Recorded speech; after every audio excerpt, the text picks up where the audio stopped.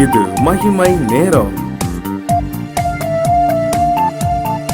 கர்த்தரும் இரட்சகருமாகிய இயேசு கிறிஸ்துவின் நாமத்தினாலே உங்கள் யாவருக்கும் என்னுடைய காலை வணக்கத்தை தெரிவித்துக் கொள்கிறேன். இந்த வாரத்திலே நாம் தொடர்ந்து ஒவ்வொரு நாளும் பாவத்தை குறித்து நாம் தியானித்து வந்தோம்.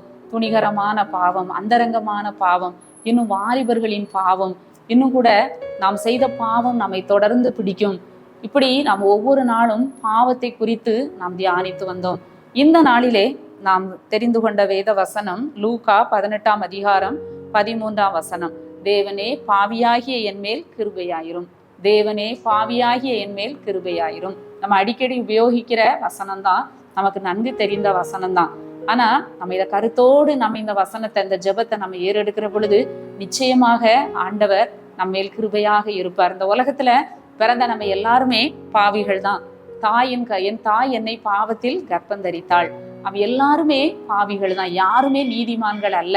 தேவன் ஒருவர் தவிர நீதிமான் ஒருவரும் இந்த உலகத்துல இல்ல. இன்னும் கூட நம்ம வசனத்துல, நம்ம பழைய ஏற்பாட்டுல பார்க்கிறோம், பாவம் செய்யாத மனுஷன் ஒருவரும் இல்லை, எல்லாரும் பாவிகள் தான்.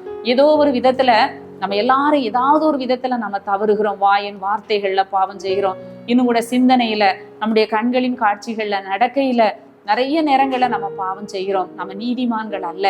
இந்த அருமையான இந்த சம்பவத்திலே நாம பார்க்கிறோம், 2 பேர் ஆலயத்திலே ஜெபிக்க போறாங்க. ஒருவன் ஆயக்காரன், மற்றவன் பரிசேயன். அந்த பரிசேயன் சொல்லுதான், தேவனே நான் பரிகாரர், அநியாயக்காரர், விபச்சாரக்காரர் ஆகிய மற்ற மனுஷரை போலவும் இந்த ஆயக்காரனை போலவும் இராததினால் உம்மை ஸ்தோத்தரிக்கிறேன். வாரத்தில் 2 தரம் நான் உபவாசிக்கிறேன், என் சம்பாத்தியத்துல எல்லாம் நான் தசமபாகம் கொடுக்கேன் ஆண்டவரே அப்படின்னு சொல்லி ஜெபிக்கிறத பார்க்கிறோம். நிச்சயமாக அவன் செய்தது எல்லாமே சரிதான்.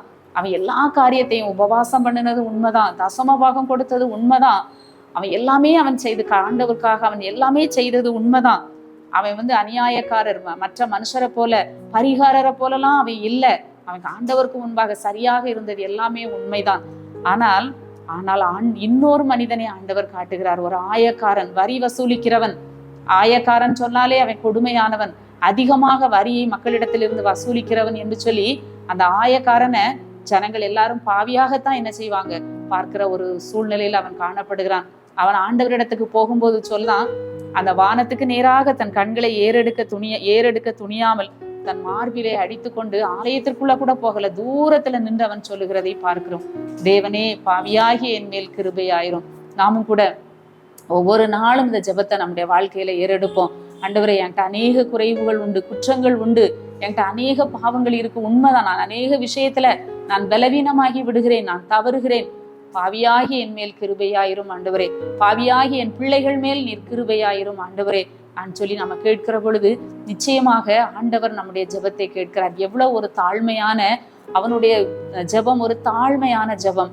ஆண்டவர் சொல்கிறார், தன்னைத்தான் உயர்த்துகிறவன் எவனும் தாழ்த்தப்படுவான், தன்னைத்தான் தாழ்த்துகிறவன் எவனும் உயர்த்தப்படுவான். மேட்டிமையான எண்ணம், மேட்டிமையான சிந்தனை, நான் ஜெபிக்கிறேன், நான் ஊழியம் செய்தேன், நான் உபவாசம் இருக்கேன். சிலர் தங்களை குறித்து பெருமையா சொல்வாங்க, நான் நல்ல உபவாசம் இருப்பேன், நான் வாரத்துல நான் அநேக நாட்கள் உபவாசம் இருப்பேன், வெள்ளிக்கிழமை தோறும் உபவாசம் இருப்பேன், நான் தசமபாகம் கரெக்டா எடுத்து வைப்பேன்.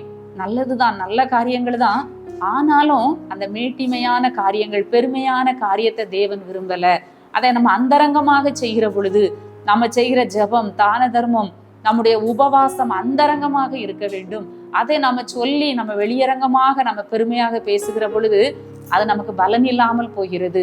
ஆனா இவன்கிட்ட ஒண்ணுமே இல்லை, இந்த ஆயக்காரன்ட்ட எதுவுமே, எந்த கிரியையுமே இல்லை. ஒரே ஒரு விஷயத்துல அவன் உண்மையாகவே மனஸ்தாபப்பட்டு ஆண்டவரிடத்திலே வருகிறான். பாவியாகிய என் மேல் கிருபையாயிரும் ஆண்டவரே, நான் பாவிதான் ஆண்டவரே. நாமும் கூட ஒத்துக்கொள்வோம். நமக்கு பாவம் இல்லை என்று சொல்வோமானால் நம்மை நாமே ஏமாற்றுகிறவர்களாக இருக்கும். அநேகர் தங்களை ஏமாத்தி விடுவாங்க. நான்லாம் அப்படி கிடையாது, நான்லாம் இப்படி கிடையாது, நான்லாம் அவங்கள மாதிரி கிடையாது, நான்லாம் இப்படிலாம் பண்ண மாட்டேன். நம்மை நாமே நாம ஏமாற்றி கொள்ளுகிறோம்.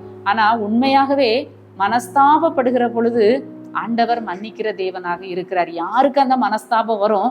பாவம் செய்தவங்களுக்கு தான், குற்றம் உள்ளவங்களுக்கு தான் மனஸ்தாபம் வரும். அவங்க என்ன செய்வாங்க, ஐயோ நான் இப்படி இருக்கனே ஆண்டவரே, என்னைய மன்னிச்சிருங்கப்பா, நான் இப்படியெல்லாம் தவறுகிறேன் ஆண்டவரே, அநேக விஷயத்துல நான் தவறுகிறேன் ஆண்டவரேன்னு சொல்லி நம்மளுடைய உண்மையான நிலைமையை ஆண்டவரிடத்துல நாம அறிக்கையிடுகிற பொழுது, ஒப்பு கொடுக்கிற பொழுது ஆண்டவர் நம்முடைய பாவங்களை மன்னிக்கிறார், நம்முடைய பலவீனங்களை மன்னித்து நம்மை ஏற்றுக்கொள்ளுகிறார்.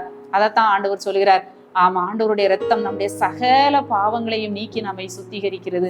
ஒன்னே ஒண்ணுதான் வேணும், உணர்வுள்ள இருதயம் வேணும். இன்றைக்கு நிறைய பேருக்கு அந்த உணர்வே கிடையாது. நம்ம பாவிங்கிற உணர்வு இல்லாமல் வாழ்கிற மக்களை நாம பார்க்கிறோம். யாரை பார்த்தாலும் நான் பாவி, ஐயோ நான் அப்படி தப்பு பண்ணியிருக்கேங்கிற உணர்வே இன்றைக்கு மக்களிடத்துல இல்ல. நான் எல்லாம் கரெக்டா இருக்கேன், நான் நீதிமான், அவங்கள மாதிரி நான் இல்லை, இவங்கள மாதிரி நான் இல்லை, அப்படியெல்லாம் நான் செய்யல, இப்படி நம்மை நாமே ஏமாற்றுகிறவர்களாக இன்று நாம் காணப்படுகிறோம். தேவ சமூகத்துக்கு வரும்போது நம்மை தாழ்த்துவோம், நம்முடைய உண்மையான பலவீனங்களை அறிக்கையிடுவோம். நாம் செய்கிற உண்மையான பாவமான சூழ்நிலைகளை ஆண்டவரிடத்திலே நாம் அறிக்கையிடுகிற பொழுது, ஆண்டவரே விட்டுவிட எனக்கு பலன் தாரும், இதையெல்லாம் நான் செய்யாமல் இருக்க எனக்கு உதவி செய்யும் என்று சொல்லி நாம் கேட்கிற பொழுது, அவன் அல்ல இவனே நீதிமானாக்கப்பட்டவனாய் தன் வீட்டுக்கு திரும்பி போனான் என்று சொல்லி வசனம் சொல்லுகிறது. ஆமா, ஆண்டவர் நம்முடைய பாவங்களை மன்னிக்கிறவர், நம்மை நீதிமானாயும் மாற்றுகிற தேவனாக இருக்கிறார். இந்த காலை வேளையிலே ஆண்டவருடைய முகத்தை நாம் நோக்கி பார்த்து ஜெபிப்போம்.